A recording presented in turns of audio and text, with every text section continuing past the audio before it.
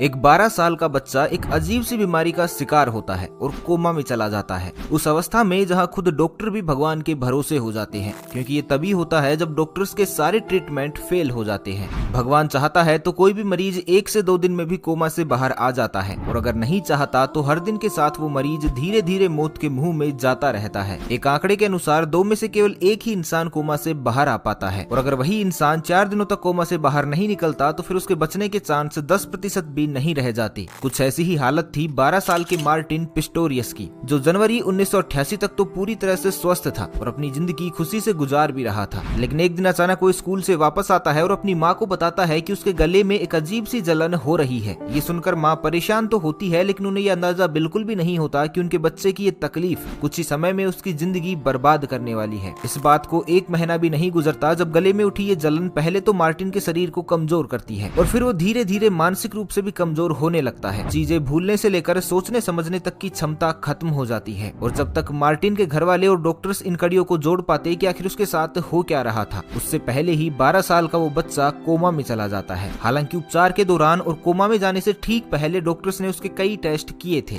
जिसमें उन्हें शक था कि मार्टिन सेरेब्रल ट्यूबरकुलोसिस या फिर क्रिप्टोकोकल मेनिंजाइटिस जैसी बीमारियों से जूझ रहे हो। लेकिन असल में मार्टिन किस बीमारी का शिकार हुए थे, इस बात का पता डॉक्टर्स भी नहीं लगा पाई। वहीं दूसरी तरफ मार्टिन, जो पहले ही कोमा में जा चुके थे, अब उनकी हालत में भी कोई सुधार नहीं हो रहा था। डॉक्टर समझ गए थे कि अब जो कुछ भी होगा वो केवल भगवान की मर्जी से ही होगा, मतलब कोई चमत्कार ही उस जिंदा लाश में फिर से एक बार जान डाल सकता था, वरना हर दिन के साथ मार्टिन की मौत तो सुनिश्चित होती ही जा रही थी। इसलिए डॉक्टर्स ने मार्टिन के परिवार को ये सुझाव दिया कि वो चाहे तो मार्टिन को घर ले जा सकते हैं और जो कुछ भी उनसे बन सके वो मार्टिन के लिए करें, क्योंकि मेडिकल साइंस में अब कोई भी ऐसा रास्ता नहीं बचा था जो मौत के रास्ते पर निकल चुके 12 साल के मार्टिन को वापस ला सके, क्योंकि मार्टिन अब सिर्फ नाम का ही जिंदा था। असल में तो वो एक जिंदा लाश बन चुका था। लेकिन आपने परिवार नाम का शब्द तो सुना ही होगा। कहने को तो ये केवल एक शब्द है, लेकिन सच पूछिएगा तो इस दुनिया में रहते हुए हमारी असल दुनिया तो हमारा परिवार ही होता है। और वो कैसे, इसका एक नमूना मार्टिन के परिवार ने भी पेश किया, जब डॉक्टर्स की नाउमीदी के बाद भी इस परिवार ने हार नहीं मानी और मार्टिन के ठीक होने की दुआएं शुरू कर दी। उसे घर ले आए और उसे ठीक करने के लिए जो कुछ भी उनसे बना, परिवार में मौजूद माँ बाप और यहाँ तक कि भाई बहन सब ने वही किया, जिससे मार्टिन एक बार फिर जिंदा हो सके।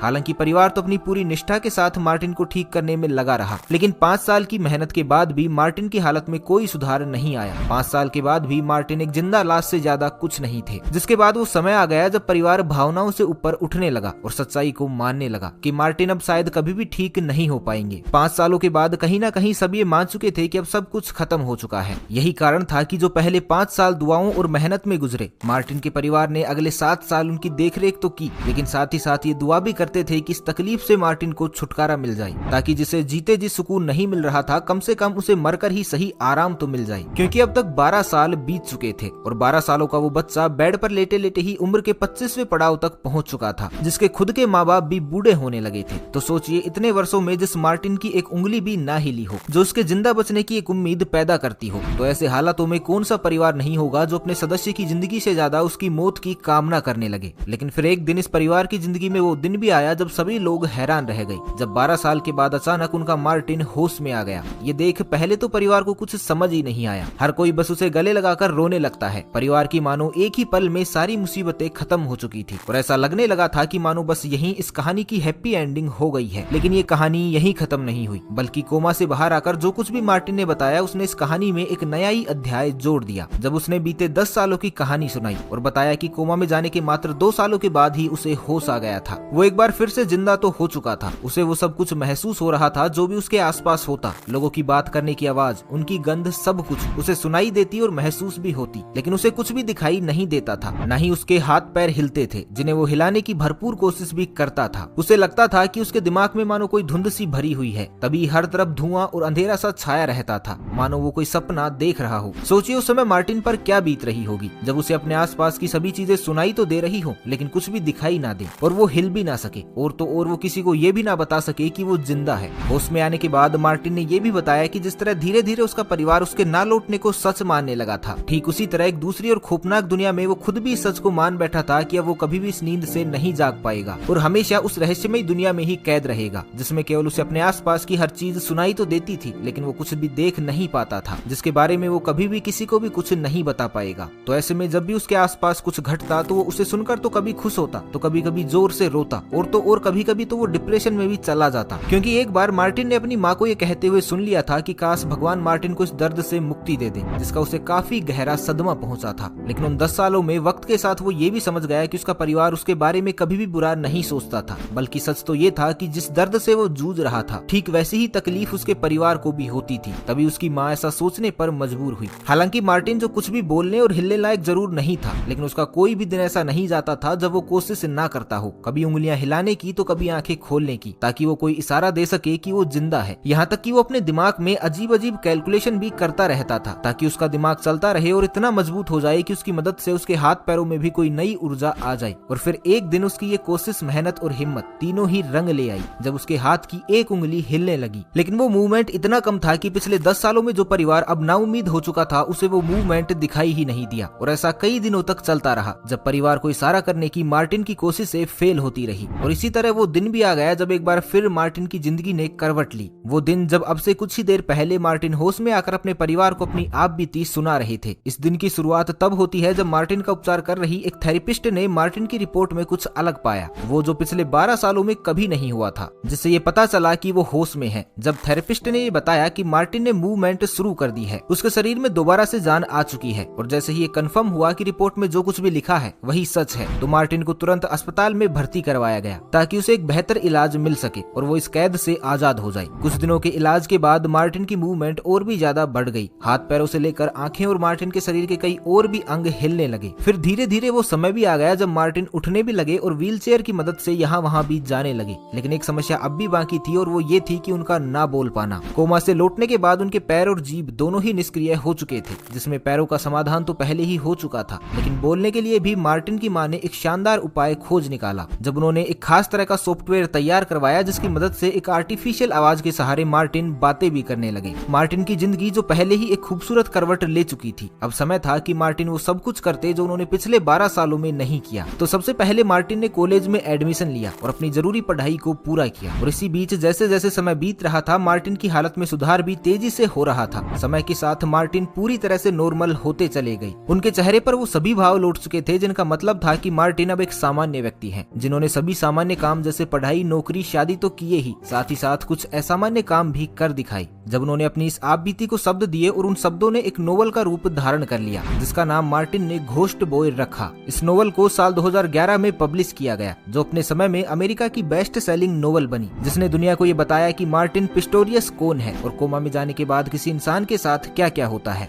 तो दोस्तों, बस आज के लिए इतना ही। आपको मार्टिन का ये संघर्ष कैसा लगा, हमें कमेंट बॉक्स में जरूर बताइएगा। तो मिलते हैं एक नए वीडियो में, तब तक के लिए खुश रहें, मस्त रहें, हंसते रहें। भगवान करे आप सभी का दिन शुभ हो।